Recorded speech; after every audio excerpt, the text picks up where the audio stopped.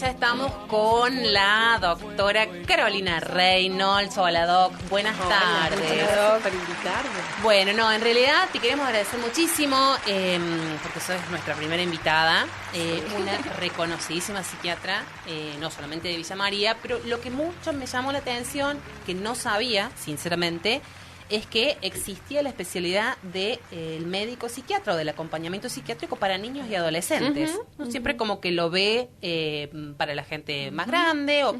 Sin embargo, qué importante me pareció, porque todas o somos mamás o tenemos algún niño, algún adolescente en la familia o de las amigas, y a veces es eso que hablábamos por privado, de estar atentos a ciertas conductas, ciertos llamadores. Así que bueno, vamos a arrancar, Caro. Podemos arrancar con eso, pensando que desde el 2008 en Córdoba existe la especialidad en psiquiatría infanto-juvenil.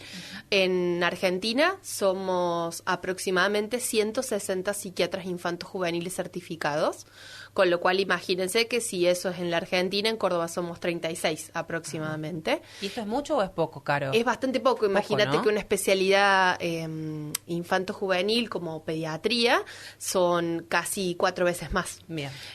Los psiquiatras de niños estamos distribuidos todos cerca de los centros de formación, que es Buenos Aires, Córdoba y la Universidad de Cuyo de Mendoza. Y siempre que a mí me invitan, yo tiendo a comentar eso, porque a medida que tenemos más cerca especialistas en la zona, acá en Villa María somos 4, siempre tienen más acceso los niños y adolescentes a poder consultar por situaciones del orden de la salud mental. Bien, Caro, te hago una pregunta porque no sé si a vos te pasa, Cari, pero uno asocia, o quienes tenemos algunos años, asociamos psiquiatra a estar, digamos, en una condición muy precaria de salud mental, o asociamos, o de gravedad, o las películas con el tema de la pastilla, y que hoy por hoy es totalmente un mito, digamos, y una falacia total creer que la psiquiatría va por ese lado, ¿no es cierto? Hay psiquiatras que tienen una orientación más biológica y que seguramente van a pensar antes en un psicofármaco que en una intervención psicoterapéutica, pero debo decir que la mayor parte de los psiquiatras infantos juveniles tienen una orientación psicoterapéutica y la mayoría analítica, porque las escuelas de formación están pensadas para pensar que los niños son sujetos del desarrollo y por lo tanto sus síntomas deben analizarse no solamente a nivel individual, sino contextual, vincular y también social. Por eso cuando vos me mandabas ciertas preguntas de adolescencia, nosotros podríamos decir que la salud mental infanto-juvenil siempre se parece a la época, no se parece a sus padres, sino que se parece a la época que habita. Bien. Por lo tanto, que existan más psiquiatras infanto-juveniles o más demanda psiquiátrica infanto-juvenil no tiene tanto que ver con que los niños hayan empeorado y hace 60 años no existía esa demanda, sino que hoy en día hay una mayor precocidad o conciencia de que los niños pueden sufrir, o los niños y adolescentes pueden sufrir de causas mentales, que antes por ahí quedaba como a merced de una intervención más psicoeducativa o hasta, podría decir yo, como restrictiva de lo pedagógico. Entonces, bueno, ¿cuál era el niño que llegaba al neurólogo infantil o al psiquiatra infanto-juvenil? Aquel que no le iba bien en el cole o que quedaba por fuera del circuito escolar. Hoy en día los motivos de consulta están mucho más orientados a ansiedad y depresión, que es la primera causa de consulta infanto-juvenil. Si bien no es la primera causa para los psiquiatras, es la primera causa para los psicólogos. Para nosotros nos llegan mucho más los pacientes con psicosis infantiles, autismos infantiles, porque, como vos bien dijiste recién, Mari, hay una tendencia a pensar que a mayor gravedad hace falta el psiquiatra, a menor gravedad hace falta el psicólogo. Y por ahí no. En realidad somos especialidades disímiles, tenemos una complementariedad propia de que en psicología hay una lectura del desarrollo y evolutiva en lo infanto-juvenil, pero los psiquiatras de niños muchas veces somos la especialidad que hace falta ahí cuando hay una pregunta por esa salud mental, antes de llegar a la necesidad de un psicotrópico o la necesidad de un tratamiento de más complejidad. A mí me toca evaluar niños muy, muy pequeñitos, menores de 2 años, menores de 1 año, porque como esa parte de la psiquiatría infanto-juvenil se llama paidopsiquiatría, y nosotros nos dedicamos a detectar síntomas precoces del desarrollo que después pueden derivar en alteraciones de más gravedad. Siempre que uno comienza los tratamientos antes en el tiempo, obtiene mejores resultados a largo plazo. Bien, Caro, ¿y cuánto hay de genético en esto y cuánto hay de influencia, si quiere ambiental o todo lo que es redes sociales, familia inclusive? En general, esa pregunta surge siempre como una polaridad. ¿No? Como, no sé, los motivos de salud mental son propios de la época y de los desavenencias de las redes sociales y de los vínculos frágiles, o es una cuestión genética que cada vez más niños, es una pregunta que se hace toda la psiquiatría infanto-juvenil. Yo les podría responder que la misma influencia que tiene el cáncer de mama. Digamos, el cáncer de mama no es un asunto netamente genético. Claro. Digamos, uno puede tener la vulnerabilidad genética y no desarrollarlo. Claro. Y uno puede estar expuesto a determinados factores ambientales que hacen que lo desarrolle sin vulnerabilidad genética, ¿se entiende? Entonces, al igual que toda la salud en general, siempre es multideterminada, ¿sí? O polideterminada. Nosotros en salud mental infanto-juvenil lo que sí podemos decir es que vemos en la estadística internacional un aumento de los motivos de consulta y de los diagnósticos de trastornos del desarrollo. Un aumento que viene desde los años 50 sistemáticamente subiendo. Ahora, el principal problema argentino es que no tenemos estadística local. Bien. El único estudio que está publicado es de UNICEF, yo lo recomiendo porque es de muy fácil lectura y a los papás que les interese lo pueden ver o a los comunicadores. ¿Dónde lo encontramos, en Caro, internet? Esto? Se llama La visión sobre la infancia, de UNICEF 2021. Es el único registro latinoamericano de cuántos niños necesitan una atención en salud mental y para ese año, imagínense 2021, se estimaba que 1 de cada 10 niños iba a hacer una consulta con un especialista en salud mental.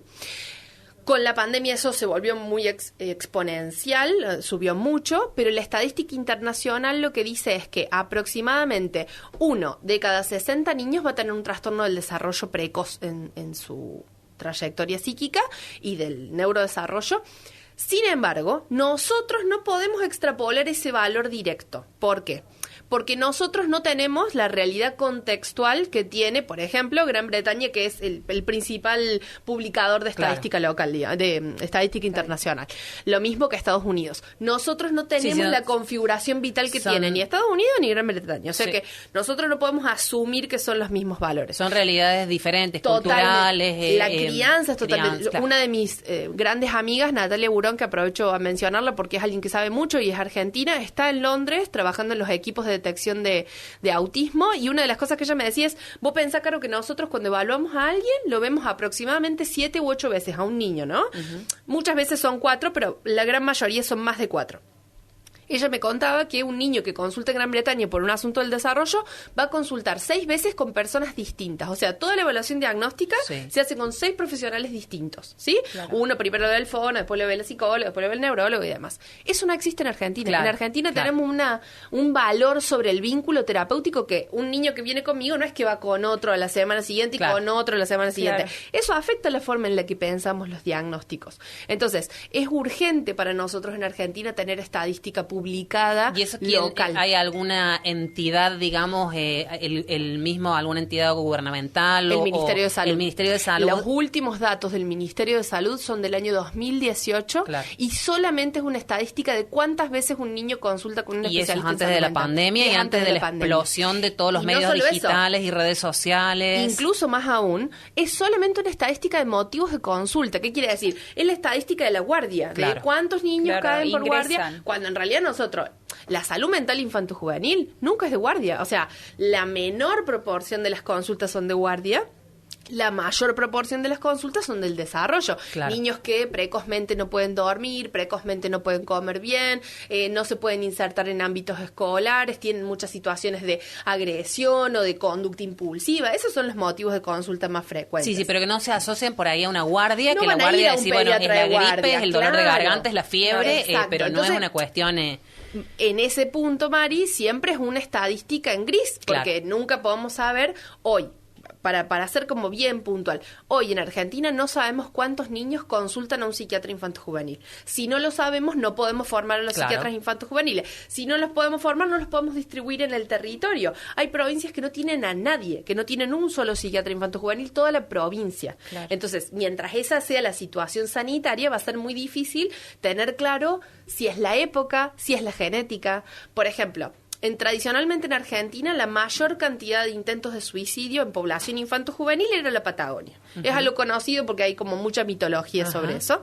Incluso hay un libro de Leila Garrido que yo les recomiendo que se llama Los suicidas del fin del mundo, que habla justamente de un pueblo de la Patagonia donde se producen muchos suicidios. Después de la pandemia, porque hay algo que funciona muy bien en Argentina y es el registro de intentos de suicidio, ¿sí? A partir de la ley de prevención del suicidio funciona como muy bien esa estadística. Hoy en día sabemos que la mayor tasa de intentos de suicidio en población infanto-juvenil está en Jujuy, Salta y Catamarca. Ah, mira. O sea, está exactamente al revés. Al revés. Que como lo estuvimos viendo en la última década. Claro, yo asocié el frío, automáticamente el frío, Exacto, la oscuridad, ¿no? digamos, una cuestión ambiental, claro, pero sí, nos vamos sí, por el norte y... Exacto, y entonces, ¿cuál es la Claro, estadística ahí? claro, Bueno, claro. Entonces, uno de los puntos es que si uno no conoce la estadística, no puede diseñar la respuesta, y si no puede diseñar la respuesta, siempre llega tarde, básicamente, ¿no? Sí, sí. Entonces, que en Villa María seamos 4 psiquiatras infantos juveniles es un montón en términos estadísticos nacionales, digo. Sí. Probablemente somos muy pocos y ninguno debe tener turno, pero somos muy pocos. Claro, y te pregunto algo que se me ocurre, que en este momento quien es mamá o como te decía tiene un adolescente cerquita, decir, bueno, ¿cuándo me doy cuenta yo como adulto o qué señales son las que uno tiene que estar atento, qué conductas me pueden llegar a indicar que pasa algo? Que no sé si después es como vos decís, terminás que requiere una consulta o no. Exacto, pero qué cosas son las que nos tienen que llamar la atención, porque a veces pasa que los chicos y bueno, con todo lo de las redes sociales, TikTok y demás, viven en su mundo, con la Play. Yo veo, por ejemplo, tengo un hijo de 14 y él tiene sus amigos por internet. O sea, es muy distinta la vida de ellos a cuando uno tiende a decir, bueno, yo en mi infancia o yo en mi adolescencia, y hoy no pasa eso. Entonces, ¿cómo acompañamos o cómo nos damos cuenta que algo hace ruidito? Bueno, la paradoja de tener hijos adolescentes es que uno cría a alguien que se parece más a su época que a uno mismo, digamos. Incluso habiendo tenido una infancia súper feliz y muy maternal, digamos. La adolescencia es justamente la crisis donde los púberes se empiezan a parecer a aquello que tiene que ver con el contexto. ¿Sí? Esa es la base del problema adolescente, que los chicos se parecen a su contexto. Entonces, si el contexto tiende al aislamiento, a la hipervigilancia, a la virtualización de los vínculos, a la fragilización de esos vínculos, a la no estructuración por vía de la escuela o por lo que sea, o por el deporte, el club, lo que sea, probablemente esos adolescentes tengan modalidades de sufrimiento más parecidas a esas que a la de sus padres o a la de los niños. O sea, el entorno está diciendo, digamos, claro, el entorno más cercano. Donde uno más puede pescar por dónde va el entorno, digamos, ¿sí? Incluso ese es el trabajo adolescente, salir de la posición infantil, que era identificarse a los padres, para empezar a identificarse a la época, al par, digamos, ¿sí? Entonces, esto de que los adolescentes viven en su mundo es justamente el centro de la adolescencia, vivir en otro mundo que no es el mundo adulto. Bien. ¿Cuándo el mundo adulto debería levantar bandera y decir, che, acá pasa algo, digamos, como esto necesita una red flag, digamos? Claro, una red flag. Yo diría que cuando eso que es lo que no se entiende, además de que no se entiende, genera malestar, ¿sí? O sea, una cosa es no comprender qué es Roblox. O no comprender qué implica mandar un corazón con determinado color por WhatsApp, ¿no? ¿Vos entendés? ¿Sabés Pero qué es Roblox, Carol? Bueno. ¿viste? Disculpame, todo tiene un significado, o sea, todo tiene un significado. Y acá, bueno, estamos para aprender. ¿Qué es Roblox? Bueno, cuando subo historia, yo tengo una por hija ejemplo, de 12, claro, ahí está. Primero, mamá, no me subas. Sí, no quieren. Por supuesto, y si no, tapame la cara. Si me y si subí una el fin de semana y ella, por supuesto, salía de espalda porque estábamos en un en un encuentro de básquet y salió todo el grupo y todo el grupo de espalda, entonces no delaté a nadie. No delaté. Y claro, no delaté a nadie. Ahí está Roblox. No delaté a nadie, ¿viste? Pero lo subí con un corazoncito, el corazón. Así. Cometiste un gran error. Mamá, ¿por qué subís eso? ¿Viste? Como... Y yo, bueno, viste, es como que no entendés nada. O sea, estás totalmente fuera de su círculo, de su mundo. O sea, ese es el primer parámetro de que es una adolescencia saludable, que los adultos se sientan afuera, digamos, bueno. ¿no? Sí, pero ahora, darle cuenta cuán afuera decimos es nosotros. Horrible. Sí, claro. Yo el año pasado, cuando fue todo ese proceso, que fue el cambio de pasar de sexto a primer año, que fue todo un proceso, un cambio, yo dije, ¿qué pasó con mi Juanita? ¿Dónde está mi bebé? ¿Dónde está mi Juanita? Lo perdiste, sucede que la crisis del adolescente coincide con la crisis de mediana edad del adulto cuidador. Claro. Entonces uno tiene ya la complejidad de la propia crisis, ya más tenés la celulitis, más la tiroides, más las hormonas, y encima los pibes no te dan bola, claro, no. Por eso me pareció un buen título el del programa de ustedes, digamos. Porque es un montón. Ahí está, es un montón. Sí podríamos decir que un adolescente que se aísla respecto del par, un adolescente que no tiene redes sociales, no me refiero a plataformas, no me refiero a Instagram, no, me refiero a que no tiene con quién reírse de sus padres, que no tiene a quién mandarle un meme, que no tiene un gusto por el encuentro con el otro, siempre tiene que ser una alarma. ¿Sí? O sea, como todo, ¿no? Lo que se parece al problema epocal, o podríamos decir, ¿qué es lo esperable en un niño? Que juegue. ¿Cuándo nos preocupa? Cuando no juega. ¿Qué es lo que es esperable de un adolescente? Que se parezca al contexto, que le interesa estar más con los amigos que con los padres, que comparta que cierto no se bañe, ponele. El no bañarse suele ser parte de la... El no bañarse es parte de la época porque se está reestructurando el cuerpo, entonces es re difícil soportar los embates de la pulsión, de la hormona. Si te pasa poner a los 49, eso es para preocuparse. Eso podés ir a hablar con la Aldana, que justo hablábamos de ella antes, Aldana Marzola. Sí, Aldana Marzola, que no quiere venir, porque es tímida, dice ella. ¿Por qué es tímida? Pero no, la vamos a traer. La vas a convencer. Sí, tienen que convencerla. Entonces, bueno, Caro, básicamente como para ir dejando estos tips bien claros, o sea, es normal que ellos se aíslen un poco de uno o que no quieran el típico vamos todos de vacaciones, que prefieran a los suyos, pero lo importante es que existan los suyos. Claro, que tengan una relación, un vínculo con alguien. Exacto. A veces ese alguien es virtual. Sí. El problema de que ese alguien sea virtual... Vieron que los papás prestan mucha atención a sale, a qué hora vuelve, con quién se fue, dónde están, nos fijamos. Hay padres que, y yo lo recomiendo profundamente, el Family Link y tener como cierto resguardo del teléfono, ya podemos hablar por qué más adelante, pero siempre es importante el control parental. Un adolescente no puede no tener control parental, un niño no puede no tener control parental si tiene un celular, con todos los embates y guerras que eso puede implicar, pero es necesario, porque los protegimos tanto de los contextos reales que nos olvidamos que lo digital también es un contexto real. Y el mayor problema hoy es el acceso indiscriminado a cualquier material. Por la web, y sobre todo adultos que, haciéndose pasar por otros adolescentes, construyen con un niño o un adolescente o una niña un vínculo de confianza supuesta, cuando en realidad lo que hay ahí es un vínculo de extrema vulnerabilidad. Claro. Entonces, que un adolescente tenga muchos amigos virtuales no es un problema. Ahora, que no conozca ninguno y el único modo de lazo sea lo virtual es algo que debería por lo menos requerir una consulta. Sí, acercarse a un especialista infanto-juvenil. Segundo, entonces, red flag, porque no es importante. Mismo, claro, no es lo mismo decir, hablo con mis amigos en Roblox, y recién poníamos Roblox, pero son los mismos amigos del cole, que estamos hablando pavadas, digamos, o los del club, o los del otro club, lo que sea, que los únicos amigos que tiene son 5 personas que son internacionales, que no hablan incluso su mismo idioma y de las cuales no podemos ni siquiera acceder a cuáles son sus verdaderas identidades, ¿sí? O sea, una cosa es, como todo en la adolescencia, una cosa es el lazo con el otro por vía de los pares y otra cosa es la vulnerabilidad que implica que todo sea digital. Claro. ¿Sí? Ahí es donde... Ese lazo virtual y real, sobre digamos. todo cuando uno no puede como hacer consistir que del otro lado haya un adolescente, Tal ¿no? cual. Porque además los groomers o los adultos que buscan adolescentes y niños para satisfacer sus perversiones siempre buscan a alguien vulnerable. Buscan a un pibe que tiene miedo de decirlo a los padres o a una piba que tiene miedo de decirlo a los padres. Siempre, ese nexo, siempre ese el hueco. Vínculo es cómo te llevas de mal con tus viejos, que yo ahí como que tengo terreno, digamos. Y en ese punto los papás tienden como, cuando eso pasa, tienden a querer saber todo. Como, mostrame, decime, a ver, yo quiero ver, digamos. El principal problema que tiene un adolescente cuando descubre que está en una situación de grooming es la vergüenza que implica tener que mostrar todo eso a sus padres. Claro.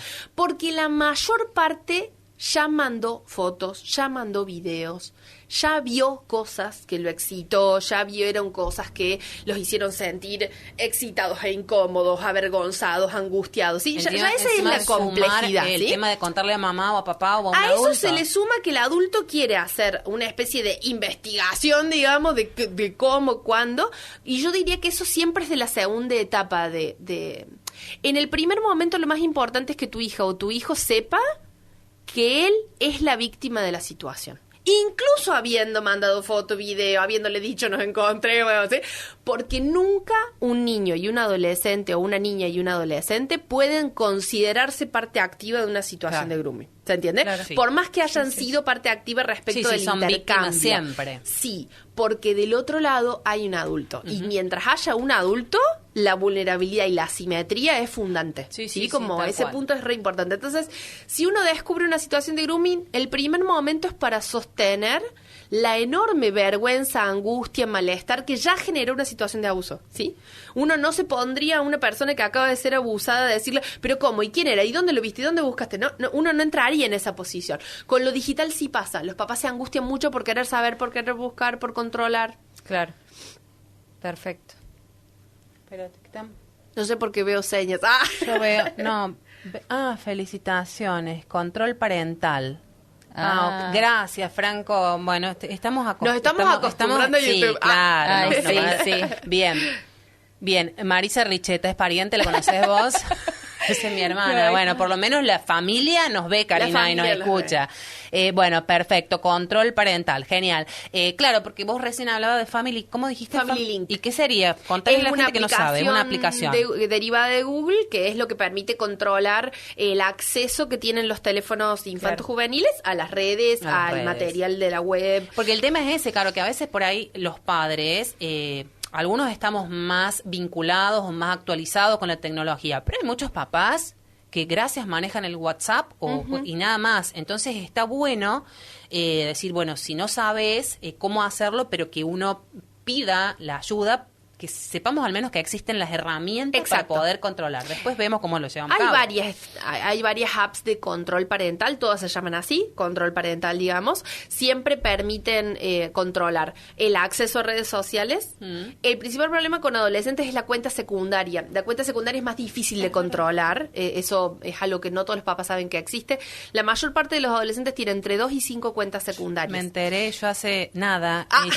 ¿Cómo? Si a mí me cuesta juntar seguidores en una cuenta y que los adolescentes tienen 2 o 3. O sea, no, es mucho. Me voy, hasta luego. Chao. Es mucho. Pero ellos tienen y filtran. Sí. ¿Cómo es? Para vos estás habilitada en una, mamá, papá está habilitada en una, en otro, amiguitos, en otro... Sí. Y claro, eso, o sea, y nos tenemos que como que decir, bueno, asumir que es así y así está. Si uno va a permitir que su hijo use Instagram, tiene que saber que esa es la regla. Con las plataformas lo que pasa es que uno tiene que saber cuáles son las reglas y de acuerdo a cuáles son las reglas, qué es lo que uno puede hacer y qué no. Bien. Uno como padre, ¿no? Sí. Entonces, ¿cuál es la regla de WhatsApp? Bueno, por ejemplo, ahora que existe el chat, pero también existe el canal de difusión. Sí. Y el canal de difusión es básicamente una conexión con el mundo. O sea, uno puede entrar a cualquier canal de difusión, ¿no? Y por lo tanto, para controlar un canal de difusión es mucho más complejo porque uno tiene que entrar, fijarse quiénes son los miembros, si son menores, si no. Entonces, bueno, cada plataforma tiene sus propias reglas. Instagram tiene el asunto de las cuentas secundarias. Pinterest tiene el asunto de que siempre hay muchos groomers en Pinterest, digamos. Las personas que hacen grooming muchas veces entran vía Pinterest. Que uno diría, ¿qué red? Claro, o sea, ¿qué red, digamos? Vamos a contarle a las mamás o a la gente que esté escuchando por ahí que no saben qué es un groomer. Es un adulto que busca vía digital exponer a un niño y un adolescente a una situación de abuso. Bien. En general es un abuso que se concreta por vías digitales, pero a veces puede pasar a la realidad fáctica porque lo citan en un lugar público o privado, digamos. En Argentina se hizo una serie particularmente sobre ese, que creo que se llama Atrapados o algo así. La vi. Justamente como en esa misma línea, porque es un tema como bastante frecuente ahora. Y no sé si has visto, yo no la vi, pero... Inclusive, por ejemplo, mi hijo dice, no la mires, no, porque ellos reniegan de todo esto. Una serie es Adolescencia en Netflix, que no la he visto, pero si vos le preguntas a un adolescente qué le parece, y bueno, por ejemplo, dijo, no, es malísima. ¿Vos la viste? ¿Qué onda? Bueno, Adolescencia se llama, básicamente narra la historia de un adolescente que estaba justamente aislado. Ajá. ¿No? Ahí hay algo bien claro del aislamiento. cuando ya el mainstream empieza a hablar de algo es porque eso ya no es mainstream, digamos. O sea, no, los adolescentes de ahora no se parecen a la adolescencia, digamos. Eso se parece más a lo que eran los chicos hace 5 años atrás. Eso es lo que me dijo. Exacto, wow. eso ya no existe hoy. O sea, usted, mírenla si quieren. No quiero hacerle mala publicidad a Netflix. Simplemente digo que no es ese adolescente ya no existe. Dale, claro, ese adolescente hoy tiene 20. Claro, no nos ya auspicia, así que no te preocupes. Por eso digo... El adolescente siempre se parece más a su época que a de lo que viene. La adolescencia de hace 5 años era muy parecida a adolescencia y todos los códigos de WhatsApp y los códigos de color y las situaciones de vulnerabilidad por vía de la violencia o del incelismo, que se llama también, que es una identificación a estar solo porque nadie me da bola, básicamente, en general hacia mujeres y viene desde hombres en general. Pero eso ya no existe hoy como adolescencia. Hoy la adolescencia está mucho más ligada a las modalidades de ansiedad. Por ejemplo... ¿Cómo está un ansioso? ¿Cómo detecto eso, la ansiedad en un adolescente? Bueno... Porque yo como, por ejemplo, cuando estoy ansiosa, pero no sé si solamente se asocia a una compulsión por hacer algo. Yo suelo decirle a los padres que el mejor parámetro es cuántas horas de TikTok tienen encima. Ok. O sea, un adolescente que pasa más de 2 horas por día en TikTok probablemente tiene algo de ansiedad y hay algo de la vía... de la red social que lo fomenta, sostiene y acompaña, digamos, ¿no? Wow. Pero yo digo TikTok, no con eso estoy... me parece que es una red social re útil para adolescentes. Sí, no es demonizar, pero por mencionar alguna de las que usan los chicos. Exacto, probablemente sería lo mismo que decir, si un adulto miró Reels más de 2 horas, probablemente algo le está pasando, digamos. No quiero decir con eso, porque resulta que en general la relación que los adolescentes tienen con la tecnología es muy parecida a la que tienen los adultos. Lo que pasa es que nosotros los adultos tenemos una visión más prejuiciosa de que son ellos los que están todo el día con el celu. Pero si yo en talleres para padres con tecnología siempre les digo, bueno, ahora saquen su celu y fíjense cuántas horas lo usaron hoy. Capaz que y de acuerdo a esas horas, cuéntenme si les parece que están más conectados a la realidad material o menos conectados a la realidad material. Entonces, cuando un adolescente dice, bueno, no, los padres, esta es la típica, está todo el día con el celu, no sé cómo sacarlo del celu, ya le dije que lo deje para comer y qué sé yo. Muchas veces nosotros estamos en esa posición todo el tiempo, sea por trabajo, por redes sociales o por expectación compulsiva, digamos. Podríamos decir que primero hay que hacer una autoobservación sobre el uso del celu para luego construir con ese adolescente una autoobservación que le sirva, ¿no? Porque muchos chicos hoy en día, y así 14, 13, están usando las apps de Minimal Phone. No sé si las conocen, pero básicamente es una app que lo que hace... bueno, pasa que nosotros los psiquiatras de niños siempre estamos como en la re-onda porque estamos todo el tiempo trabajando con adolescentes. No la tengo, bueno, me quedo tranquila. Bueno, los Minimal Phone son básicamente una app que convierte tu celular en una pantalla negra y te deja solamente como iconos muy simples. Era como el Nokia 1100, pero oscuro, digamos. Entonces, la idea es que el celu no te estimule de más. Y hoy en día, muchos adolescentes se preguntan cómo hacer que el celu no los estimule de más. Que es una pregunta que nosotros pensaríamos que estaría en el mundo adulto, pero no. Incluso, hoy en día es una de las apps con más descargas, digamos.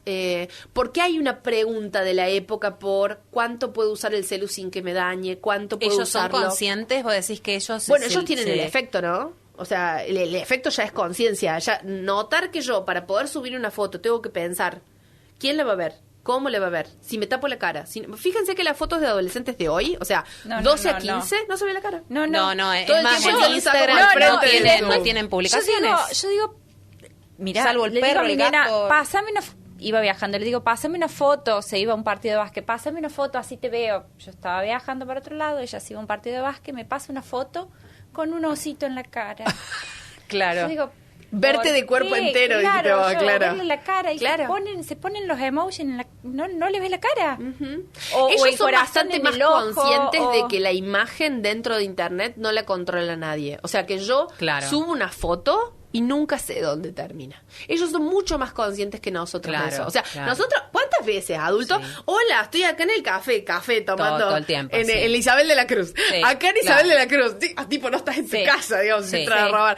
Bueno, ellos son como mucho más conscientes que la imagen tiende a la viralización y que la viralización es la falta de control. O Entonces yo no sé dónde va a terminar mi foto, no puedo saber quién la va a ver, no puedo saber a dónde va eso. Por eso usan tanto las fotos esas instantáneas de ver de una sola vez. Exacto, sí, que yo, no me importa, es cosa de viejas. Pero digo... Cosas de época. Cosas de época. Me suena más viejo todavía, cosas de época, como las películas de época, las series de época. Sí, no, bien, mejor bien remota. No importa, no importa. Caro, no, te quería preguntar algo que, bueno, dijimos la ansiedad es... podría ser un síntoma o una consecuencia de que hay algo para, por lo menos, que nos llame la atención. Ahora, ¿qué pasa con estos adolescentes que los vemos en su mundo, que a lo mejor, como vos decís, está bien, mientras ese mundo sea real o tenga contactos reales y está habitado? Pero, ¿qué pasa con esta especie de depre o frustración? No sé si alguna vez escucharon el tema de los niños de cristal, que son muy... que todo les afecta, que todo los frustra. ¿Esto es actual? ¿Es normal? ¿Qué dice Fran? La generación de cristal. ¿Es normal que ellos sean así, que se frustren? ¿Tiene que ver las redes sociales? ¿Tiene que ver algo que nosotros no les sabemos transmitir? A mí a veces me desespera porque uno piensa decir, bueno, ¿qué estoy haciendo mal? ¿En qué estoy fallando? ¿Cómo ayudarlo? ¿Qué factores son los que desarrollan eso? Claro, porque por ahí ves chicos tristes o chicos frustrados, y a mí me desespera, porque si algo uno quisiera transmitirle es decir, bueno, no te frustres, porque inclusive si ya a los 13, 14, 12 estoy frustrado, hola, cuando salgas al mundo de verdad y no encuentres trabajo, o que tengas situaciones realmente preocupantes, ¿cómo les va a afrontar? A mí me preocupa eso, que hay cosas que creo que son más graves que lo que a ellos les está pasando, pero a lo mejor para su mundo es grave. Actualmente la mayor cantidad de uso de antidepresivos en el mundo lo lleva puesto a Estados Unidos. De la cantidad de antidepresivos que se producen a nivel mundial, Estados Unidos usa la mitad. O sea, imagínense, de la cantidad de pastillas antidepresivas que se producen, la mitad la usa Estados Unidos, el resto de la población mundial usa el resto. ¿Por qué digo eso? ¿Por qué? Primero que nada, para responder esto de la generación de cristal hacen falta 3 puntos, digamos. El primero es, nosotros les dijimos que no existía el futuro y que el único valor que tienen es lo que pueden producir, porque nosotros justamente el único valor que vemos en nosotros es la producción. ¿Cuánto dinero tenés? ¿Qué fotos subiste a Instagram? ¿Dónde te fuiste de vacaciones? ¿Qué trabajo tenés? ¿Qué auto tuviste? ¿Qué ropa te pusiste? ¿No? Nosotros les damos a los adolescentes epocales la respuesta de acuerdo a lo que vos produzcas es lo que vos vas a valer, ¿no? Por otra parte, en paralelo a eso, sabemos que las modalidades de sufrimiento actuales se resuelven de forma individual. Si vos estás mal, ¿qué haces? Vas al psicólogo, vas al psiquiatra, ¿no? Difícilmente vas al club. No vas al club porque estás triste. Probablemente vayas al gimnasio, pero capaz que haces una rutina solo. No vas al grupo del gimnasio, ¿no? Claro. O sea que la segunda respuesta que les dimos es, cuando sientas re mal, la respuesta es solo, baby. Seguí solo. Hace terapia. Hace terapia, ¿no? Hace terapia me parece muy bueno. Y el tercer punto es, nosotros le fuimos quitando a los adolescentes actuales todas las formas de autonomía. Porque siempre estamos hablando, obviamente, de jóvenes y niños con el acceso mínimo a la comida, el techo, la ropa y la higiene. Y la salud, podríamos decir, 5, ¿no? No estamos hablando de jóvenes y adolescentes, los que consultan a un psiquiatra infanto-juvenil. Acá en Villa María es la clase media, media baja, media alta. ¿Sí? ¿Por qué digo eso? Porque eso no es válido para el adolescente que está intentando sobrevivir. Claro. Bien, entonces no tiene la generación de cristal, las necesidades básicas cubiertas, entonces primero que nada deberíamos estar hablando también de que la salud mental no es un asunto de clase. Claro. Ahora, el acceso a la atención en salud mental sí. Sí, como tantos otros accesos a la salud. Totalmente. Pero ¿por qué digo esto? Para sintetizarlo, porque capaz la respuesta parece más compleja que la pregunta. Si nosotros partimos de que la respuesta es individual, vos tenés lo que vales o vales lo que tenés y lo que producís. Y además, el mundo es un lugar injusto que aún si hiciste todo, qué sé yo, capaz no te va bien. ¿cuál es la supuesta felicidad que les estamos prometiendo para que no sean la generación de cristal? ¿No? O sea, piensen en esto. La mayor parte de mis estudiantes universitarios de la UNBM, a los cuales les mando un saludo, saben que cuando se reciban de médicos es probable que tengan que trabajar solo para sobrevivir. Claro. Entonces, ¿qué les estamos pidiendo de alegría? ¿Qué es lo que les estamos pidiendo de felicidad? ¿Cuál es la supuesta llegada del futuro prometedor? Entonces, cuando se dice generación de cristal, lo que a mí me parece que el mundo adulto olvida es que el cristal lo hizo la época anterior, ¿sí? O sea, que lo que se rompe está del lado de lo que se creó también. Claro. Nosotros quitamos todas las seguridades del futuro. Bueno, que esperamos que puedan ellos construir, ¿no? Entonces, sí podemos decir que una adolescencia saludable es aquella que puede, por un lado, no encontrar respuestas en la individualidad solamente, o sea, encontrar respuestas en el marco social al que pertenece, volver a las estructuras sociales que daban sostén. Obviamente van a ser nuevas, probablemente el club no va a ser la primera respuesta, pero pueden aparecer otras, digamos. Puede ser el grupo de videojuegos, puede ser, no sé, lo que sea. Y tercero, que si nosotros tenemos a adultos, y yo creo que ahí es como re importante eso, a adultos que en este momento se sienten también muy tristes sobre su realidad cotidiana, difícilmente eso vaya a llegar de otra forma a los adolescentes. Claro. Entonces, es una época de cristal. Entonces, como es una época de cristal, producimos sujetos o subjetividades de cristal. De cristal. Pero también es cierto que, así como eso sucede, también existen otras experiencias. Por ejemplo, en Córdoba hubo toda una movida sobre violencia escolar hace unos años que apuntalaba, en lugar de intervenir sobre la víctima y el victimario, porque en una época se hacía eso, como si intervenía sobre la víctima y sobre el victimario. Se los mandaba a grupos distintos de bullying y todo el asunto, digamos. Se hacían grupos, yo participé de esa investigación, grupos de reflexión con todo el curso. Y lo que nosotros descubrimos es lo que los suizos habían descubierto en los 80, y es que las situaciones de violencia escolar no se sostienen en un grupo que no las sostiene. No se trata tanto de que uno pegue fuerte y de que el otro sea la víctima. Se trata del tercero, del que está mirando, el que permite o no que esa situación se produzca. Entonces, es una cuestión de cohesión, digamos. De cohesión social. Sí, tal cual. Entonces, si nosotros partimos de la lógica de la cohesión social, podríamos decir que padres aislados, fragilizados, precarizados, probablemente la única respuesta que encuentren cuando su adolescente que usted tiene en su casa, tenga alguna dificultad, va a ser aislado, solo y creyendo que no puede con eso. Claro. Entonces, ¿qué les recomiendo yo a los padres de adolescentes? Que se junten. Que se se encuentren y digan, sí, a mí también me pasa lo mismo, mirá, yo no sé qué hacer. ¿Qué hiciste vos con la cuenta secundaria? Digamos, cuando uno lee las últimas noticias o los últimos artículos, siempre se proclama esto de la relación siempre es el lazo social. El lazo social. O sea, no hay nada los vínculos. No hay nada que pueda contra eso. Así que, Karin, este fin de semana me invitas a comer un asado. Obvio. Y se quejan de las cuentas secundarias de Instagram. Claro. Porque aparte siempre el otro descubrió un truco que uno no tenía, digamos. ¿Sí? Yo ayer lo descubrí. Yo no tenía idea de esta realidad. Y por eso digo, wow. O sea, por eso yo alcanzo con una y quiero que vaya toda esa gente ahí. Los chicos no. Tienen 2, 3, filtran a uno, filtran al otro. Bueno, te quiero hacer una pregunta, Caro, también que por ahí a lo mejor, por supuesto... No sé igual si respondí lo de la generación de cristal, pero bueno, es la mejor respuesta que puedo darle. Creo que sí. Estoy grande ya, por ahí me olvido de las cosas. ¿Te pregunté de la... No, estuvo claro. Estuvo claro y está bueno porque a veces uno como papá o como adulto culpa, es mucho más práctico, más fácil culpar o a la Play o a Internet o a lo que mira y no hacernos cargo a veces de que decir, bueno, ¿y yo qué le estoy mostrando al adolescente? ¿Qué le estoy transmitiendo con mi accionar diario? Desde decir, bueno, no estoy todo el tiempo en la compu, el celular. Y bueno, es muy válido. Pregunta, tema medicación. Uh-huh. Porque seguramente, como yo te decía al principio, uno tiene esa vieja idea de que la medicación, decir, bueno, medicás al pibe, pero decir, ¿cómo lo vas a medicar? Va al psiquiatra, lo medicás, y crees está todo roto. Claro.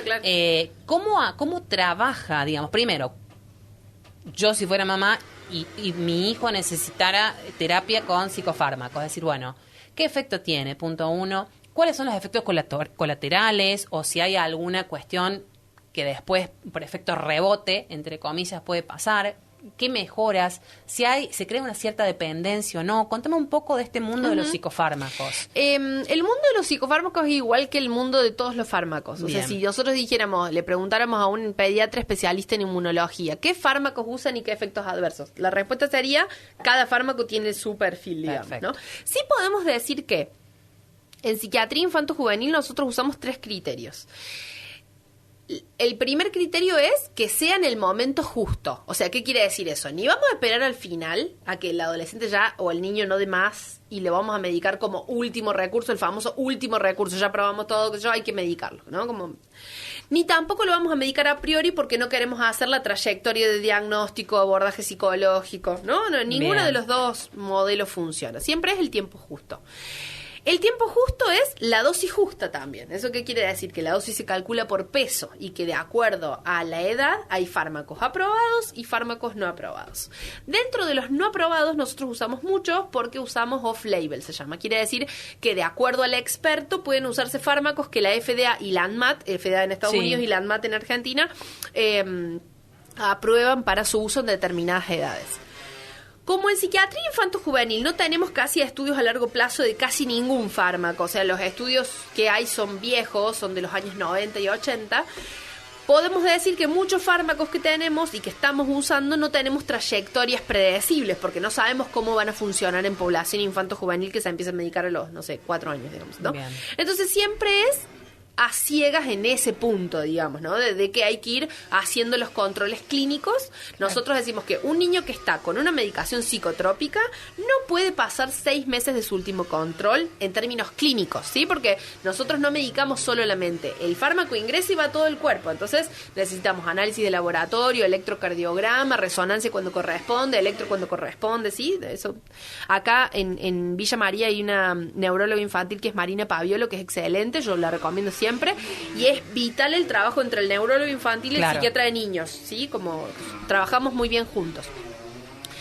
Respecto de, y Diego Lario, obviamente, ya después Diego me va a tirar la oreja, también es neurólogo infantil. Lo vamos a invitar también. Sí, lo pueden invitar, ambos son muy buenos.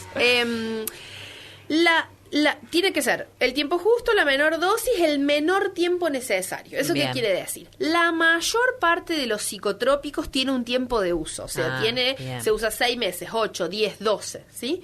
¿Existe uso crónico? Sí. También. Es la menor proporción de los niños que consultan. La mayor proporción no lo va a usar más de un año, ¿sí? Ahora, ¿cuándo sí se va a usar mucho tiempo? Cuando funciona igual que los lentes. Yo no veo y uso lentes, no estoy todos los años viendo si me saco los lentes para ver. No veo. ¿Sí? O sea, no. Voy al oftalmólogo a controlar. Bien. Con la medicación pasa lo mismo. Si yo lo necesito, porque es lo que a mí me permite hacer vínculo con otros, ordenarme en mis ritmos, en mi ritmo de sueño, de alimentación, de recreación, de ejercicio, no lo voy a dejar de tomar porque evidentemente lo necesito. Ahora, ¿qué pasa? Como yo soy un niño y un adolescente, a medida que pasa el tiempo, mi perfil de receptores de neurotransmisión cambia, porque a medida que pasan los años nosotros cambiamos el perfil de neuroreceptores. Como que hay que ir acomodando controles, exacto, para saber cuándo es necesario sostener, cuándo no es necesario sostener. Que un niño y un adolescente, una niña y un adolescente tomen medicación no quiere decir que tienen la patología más grave psiquiátrica, ni quiere decir que lo van a tomar para siempre, ni quiere decir que de adultos van a necesitar medicación. Pero sí puedes ayudar, digamos, la medicación a regularizar esa... Una transición. Una transición que por ahí a lo mejor... Y otra pregunta que viene a colación.